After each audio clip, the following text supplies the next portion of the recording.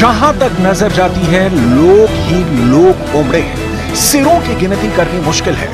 Qatar के किसी नेता की मौत का मातम नहीं है। हमास के पॉलिटिकल चीफ इस्माइल हानिया की मातम पुरसी का वक्त है। ईरान में भी ऐसी ही तस्वीरें दिखी। तेहरान में चौक चौराहों पर हानिया के होर्डिंग लगाए गए। लोगों ने मरसिया पढ़ा। इस्माइल हानिया की मौत के बाद का हाहाकार ईरान को बेचैन कर रहा है। सुप्रीम लीडर खामनेई की रातों की नींद उड़ी हुई है। प्रतिष्ठा दांव पर लगी है। लिहाजा इजरायल पर ईरान के हमले की 100% गारंटी दी जा रही है। हमले के पहले ईरान अपने लाव लश्कर को चुस्त दुरुस्त कर रहा है। ईरान के रिवोल्यूशनरी गार्ड्स युद्ध की रणनीति तय कर रहे हैं। في كل المنطقة كذلك الأمر تجاه اليمن، وبالتالي لا توجد عمليا أي آفاق لاستمرار التهدئة أو السعي من أجل الصفقة إلا في إطار حل أشمل على ما يبدو لقضايا المنطقة. وهنا يظهر أن المنحى سيأخذ مزيد من التصاعد أو التصعيد حتى يكون هناك معالجة إقليمية شاملة. ईरान का पक्का इरादा है, लेकिन इजरायल पर हमला ईरान करता है तो पक्का इजरायल का ही नुकसान होगा। ये बहुत कच्चा है। ऐसा कहने के कई कारण हैं। एक एक कर इन कारणों की डिटेल दिखाएंगे, क्योंकि कहा जा रहा है कि अब की बार इजरायल के साथ अकेला ही लड़ेगा। दूसरे शब्दों में कहें तो इस बार ईरान को अकेला ही लड़ना पड़ेगा। तो सबसे पहले तो सवाल यही कि ईरान मुस्लिम देशों का खुद को नेता मानता है, और मुस्लिम देश अमूमन माना जाता है कि इजरायल के अस्तित्व के खिलाफ है। फिर ईरान को दूसरे मुस्लिम देशों का साथ क्यों नहीं मिलेगा? इसके भी कई कारण हैं, जिसकी डिटेल देखने के बाद क्लियर हो जाएगा कि ईरान को इजरायल से अकेला ही टकराना होगा। इसे समझने के लिए आपको ईरान और इजरायल का भूगोल समझना होगा। ईरान और इजरायल की सीमा एक दूसरे देश से नहीं मिलती। दोनों देश एक दूसरे से काफी दूर हैं। ईरान से इजरायल की दूरी 1800 किलोमीटर है। ईरान अगर इजरायल के ठिकानों को निशाना बनाना चाहता है तो कम से कम 1500 किलोमीटर की हवाई दूरी तय करनी होगी। मतलब ईरान को इजरायल पर ड्रोन हमले या बैलिस्टिक मिसाइल दागने के लिए उन देशों की मदद लेनी होगी जो ईरान और इजरायल के बीच में आते हैं। जैसे मैप देखिए कि अगर ईरान कोई युद्धक हथियार फायर करता है तो उसे दो देशों इराक और जॉर्डन से गुजरना ही होगा। ईरान फाइटर प्लेन से भी बम गिराने इजरायल जाना चाहता है तो इराक और जॉर्डन बीच में आएंगे। अब सवाल यह है कि क्या इराक और जॉर्डन इजरायल के खिलाफ ईरान के युद्ध में उसका साथ देंगे?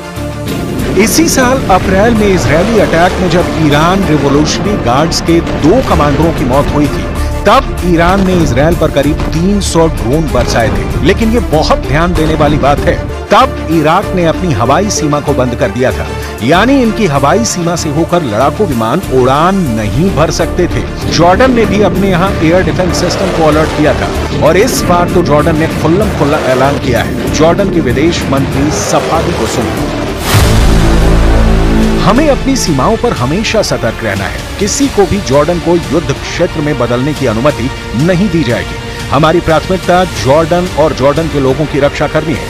जॉर्डन अपने हवाई क्षेत्र का उल्लंघन करने की कोशिश करने वाले किसी भी ताकत का सामना करेगा।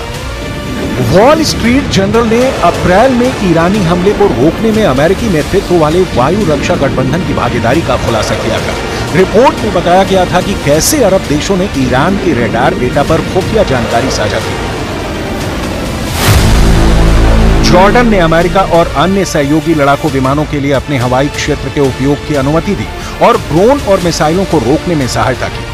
जॉर्डन अकेला देश नहीं है जो ईरान को युद्ध की सूरत में साथ नहीं देने वाला। वॉल स्ट्रीट जर्नल ने अप्रैल में यह भी दावा किया था कि ईरानी मिसाइलों और ड्रोन के लॉन्च के समय फारस की खाड़ी के देशों में रेडार से पता चला था, जो कतर में अमेरिकी संचालन केंद्र से जुड़े थे। सऊदी अरब और यूएई ने भी ईरानी हमले की खुफिया जानकारी साझा की थी। ईरान इजरायल युद्ध की सूरत में सऊदी अरब और यूएई जैसे अमेरिकी सहयोगियों के रोल पर भी दुनिया की निगाह है। क्योंकि ये दोनों ही देश ना सिर्फ पैसे वाले हैं बल्कि ईरान की राह का रोड़ा भी है, जैसी इनकी ईरान के साथ रिश्तों की हिस्ट्री बयान करती है। अब आते हैं एक और बहुत महत्वपूर्ण देश की ओर जो इजराइल की सीमा से लगा है और इतिहास में इजराइल इस देश को युद्ध में शिकस्त भी दे चुका है। नाम है मिस्र। इजराइल के पश्चिम दक्षिण में यह देश गाजा वॉर के लिए भी बहुत अहम है, लेकिन 39,000 फिलिस्तीनियों के मौत के वक्त भी मिस्र खामोशी ही ओढ़े रहा है। ईरान का साथ देने या नहीं देने के पीछे मुस्लिम देशों की अपनी अपनी रणनीति है। कुछ देश इसमें उलझना नहीं चाहते क्योंकि युद्ध के दौरान अमेरिका इजराइल के साथ होगा, और कुछ देश ईरान की मिडिल ईस्ट में वर्चस्व की भावना से वाकिफ है। युद्ध में साथ देने का मतलब होगा ईरान को बढ़ाना, लिहाजा मुस्लिम देश युद्ध के बाद भले ही फैसले लें कि किधर का होना है, लेकिन अभी ईरान अकेला खड़ा दिख रहा है। सवाल है फिर ईरान के साथ कौन है? तो ये बहुत क्लियर है, इसमें 2 नहीं बल्कि 4 देशों के नाम कोई भी आसानी से गिना सकता है। पहला है लेबनान, जो कि ईरान की तरह ही शिया बहुल देश है। यहाँ ईरान के रिवॉल्यूशनरी गार्ड्स भी तैनात हैं और हिजबुल्लाह इजराइल का जानी दुश्मन है, तो लेबनान का ईरान का साथ देना पक्का है। दूसरा देश है यमन, जहां के हूथी विद्रोहियों को ईरान का संरक्षण हासिल है और लाल सागर की ओर से हूथी लगातार इजराइल को निशाना भी बनाते रहे हैं। तीसरा देश है सीरिया। सीरिया इस वक्त गृह युद्ध के दौर से गुजर रहा है और इजराइल सीरिया को निशाना बनाता रहा है। कहा जा रहा है कि ईरान का वॉर प्लान है कि सीरिया की जमीन से ही इजराइल पर ड्रोन अटैक किया जाए, ताकि ऐसा लगे कि हमले इराक में मौजूद ईरान समर्थित मिलिशिया कर रहा है। التحية لكل أحبتنا من كل فصائل المقاومة في فلسطين إلى أي انتماء إلى أي جهة، وهم اليوم وحدة متراصة في هذا العمل المقاوم. نقول لهؤلاء الأمة معكم. Hezbollah's provocations threaten to drag the Israeli and Lebanese people into a war that they do not want. Such a war would be a catastrophe for Lebanon, and it would be devastating for innocent Israeli and Lebanese civilians. Iran इस बात को पचा नहीं पा रहा कि हानिया की हत्या तेहरान में घुसकर इजराइल ने की है।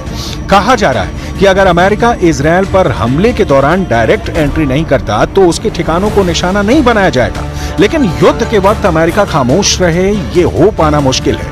बल्कि नेतन्याहू तो यही चाहते हैं कि किसी तरह अमेरिका युद्ध में कूदे और ये युद्ध ईरान बनाम अमेरिका हो। ईरान को इस सूरत में 2 और देश हैं जिनका साथ मिल सकता है, हालांकि इसकी गारंटी भी नहीं है। इन दोनों देशों के नाम है तुर्की और रूस।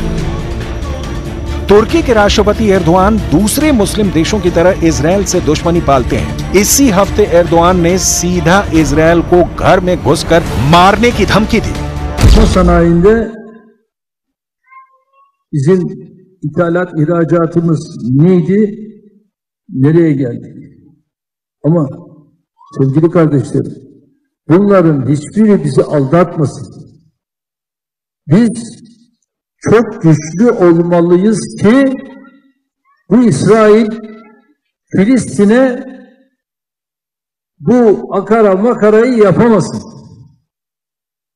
Biz nasıl Karabağ'a girdiysek, nasıl biz Libya'ya girdiysek, bunun benzerini aynen onlara da yaparız.